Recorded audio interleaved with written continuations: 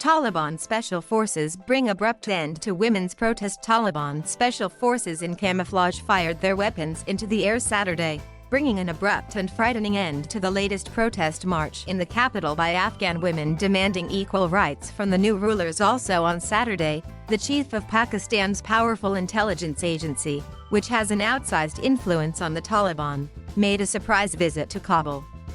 Taliban fighters quickly captured most of Afghanistan last month and celebrated the departure of the last US forces after 20 years of war.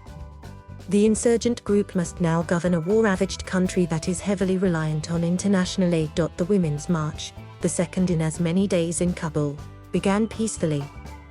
Demonstrators laid a wreath outside Afghanistan's defense ministry to honor Afghan soldiers who died fighting the Taliban before marching onto the presidential palace.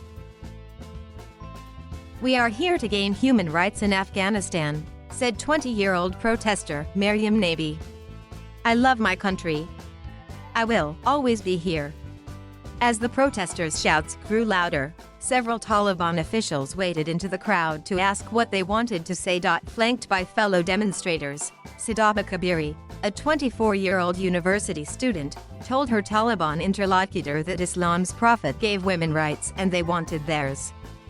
The Taliban official promised women would be given their rights, but the women, all in their early 20s, were skeptical. As the demonstrators reached the presidential palace, a dozen Taliban special forces ran into the crowd, firing in the air and sending demonstrators fleeing.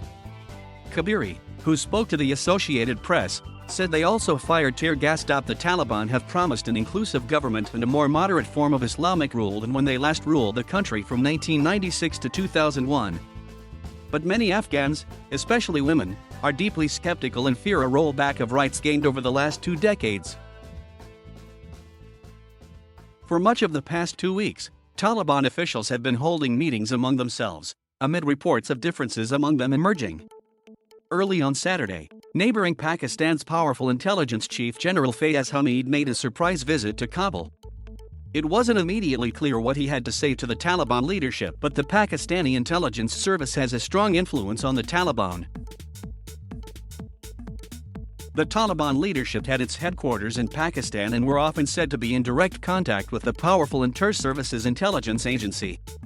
Although Pakistan routinely denied providing the Taliban military aid, the accusation was often made by the Afghan government in Washington. Fayez's visit comes as the world waits to see what kind of government the Taliban will eventually announce, seeking one that is inclusive and ensures protection of women's rights and the country's minorities.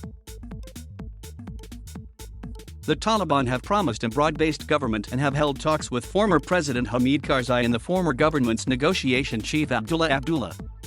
But the makeup of the new government is uncertain, and it was unclear whether hardline ideologues among the Taliban will win the day, and whether the rollbacks feared by the demonstrating women will occur. Taliban members whitewashed murals Saturday that promoted health care, warned of the dangers of HIV, and even paid homage to some of Afghanistan's iconic foreign contributors, like anthropologist Nancy Dupree, who single-handedly chronicled Afghanistan's rich cultural legacy.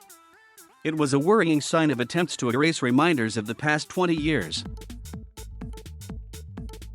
The murals were replaced with slogans congratulating Afghans on their victory. A Taliban Cultural Commission spokesman, Ahmadullah Muttaqi, tweeted that the murals were painted over because they are against our values. They were spoiling the minds of the mujahideen, and instead we wrote slogans that will be useful to everyone. Meanwhile, the young women demonstrators said they have had to defy worried families to press ahead with their protests, even sneaking out of their homes to take their demands for equal rights to the new rulers. Farhad Popalzai, another 24-year-old university student, said she wanted to be the voice of Afghanistan's voiceless women, those too afraid to come out on the street. "I am the voice of the women who are unable to speak," she said.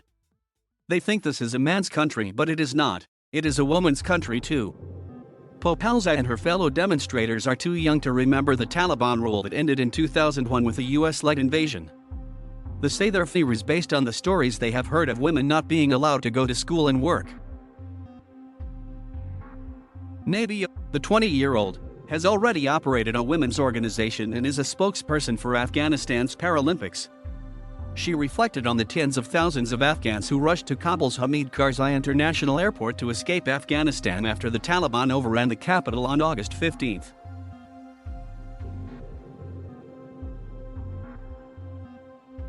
Thank you for watching. Please subscribe.